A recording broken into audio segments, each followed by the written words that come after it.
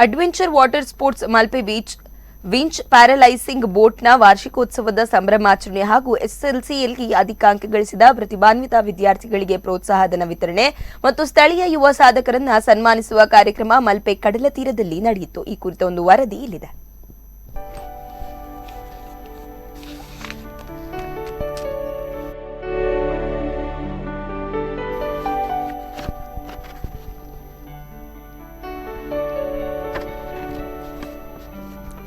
ಈ ವಿಶೇಷ ಕಾರ್ಯಕ್ರಮವನ್ನು ಉಡುಪಿಯ ಶಾಸಕರಾದ ರಘುಪತಿ ಭಟ್ ಅವರು ಗಾಳಿಯಲ್ಲಿ ಬಲೂನುಗಳನ್ನು ಹಾರಿಸುವ ಮೂಲಕ ಉದ್ಘಾಟಿಸಿದರು.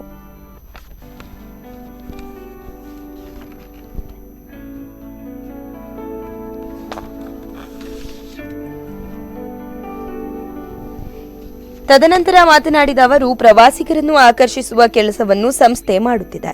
ಮುಂದೆ ಈ ಕಾರ್ಯ ಕೇವಲ ಇಲ್ಲಿಗೆ ಸೀಮಿತವಾಗಿರದೆ ಪಡುಬಿದ್ರೆಯ ಬೀಚ್ ಸಮೀಪದಲ್ಲಿ ಮಾಡುವ ಉದ್ದೇಶವನ್ನಿಟ್ಟುಕೊಂಡಿದ್ದೇವೆ. ಪ್ರಸ್ತುತ ಸಂಸ್ಥೆಯ ಪ್ರೋತ್ಸಾಹ ಇದೇ ರೀತಿ ನಮ್ಮೊಂದಿಗಿರಬೇಕು ಎಂದರು.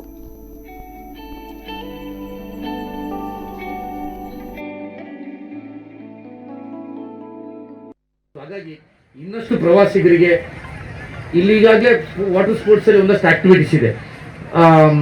ಶೋರ್ ಆಕ್ಟಿವಿಟೀಸ್ ಅನ್ನು ಸಹಿತ ಒಂದಷ್ಟು ಮಾಡಿಕೊಂಡು ಪ್ರವಾಸಿಗರನ್ನ ನೋಡಿ, ಯಾವಾಗ ಪ್ರವಾಸಿಗರು ಜಾಸ್ತಿ ಬರ್ತಾರೆ ಕೇಳಿದ್ರೆ ಅವರಿಗೆ ಆಕ್ಟಿವಿಟೀಸ್ ಮತ್ತು ಇಲ್ಲಿ ಬಂದಾಗ ಅವರಿಗೆ ಒಳ್ಳೆ ಸಂತೋಷ ಆಗಬೇಕು, ಟೈಮ್ ಪಾಸ್ ಆಗಬೇಕು. ಬಂದು ಸುಮ್ಮನೆ ಸಮುದ್ರ ನೋಡಿ ಹೋಗುದು ಅಂತ ಹೇಳಿದ್ರೆ ಅಷ್ಟು ಜನ ಬರಲ್ಲ.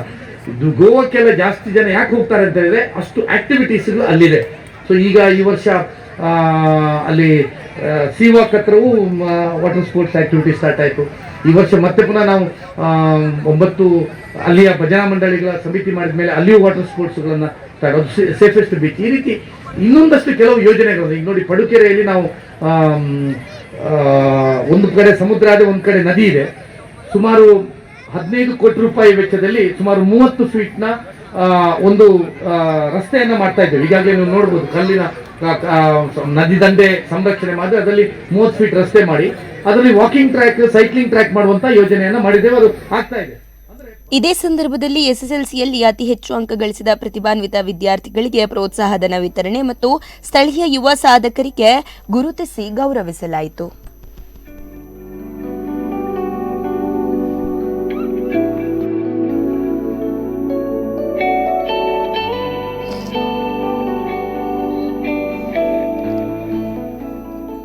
ಕಾರ್ಯಕ್ರಮದಲ್ಲಿ ಕರಾವಳಿ ಅಭಿವೃದ್ಧಿ ಪ್ರಾಧಿಕಾರದ ಅಧ್ಯಕ್ಷರಾದ ಮಟ್ಟಾರು ರತ್ನಾಕರ್ ಹೆಗಡೆ, ನಗರಸಭಾ ಅಧ್ಯಕ್ಷರಾದ ಸುಮಿತ್ರಾ ಆರ್ ನಾಯ್ಕ್, ಉಪಾಧ್ಯಕ್ಷೆ ಲಕ್ಷ್ಮಿ, ದಕ್ಷಿಣ ಕನ್ನಡ ಮತ್ತು ಉಡುಪಿ ಜಿಲ್ಲಾ ಮೀನು ಮಾರಾಟ ಫೆಡರೇಷನ್ ಅಧ್ಯಕ್ಷ ಯಶಪಾಲ್ ಸುವರ್ಣ, ನಗರಸಭಾ ಸದಸ್ಯ ವಿಜಯ್ ಕೊಡವೂರು, ಮೊಗವೀರ ಯುವ ಸಂಘಟನೆಯ ನಿಕಟಪೂರ್ವ ಅಧ್ಯಕ್ಷರಾದ ವಿನಯ್ ಕರ್ಕೇರ ಮತ್ತಿತರ ಗಣ್ಯರು ವೇದಿಕೆಯಲ್ಲಿ ಉಪಸ್ಥಿತರಿದ್ದರು.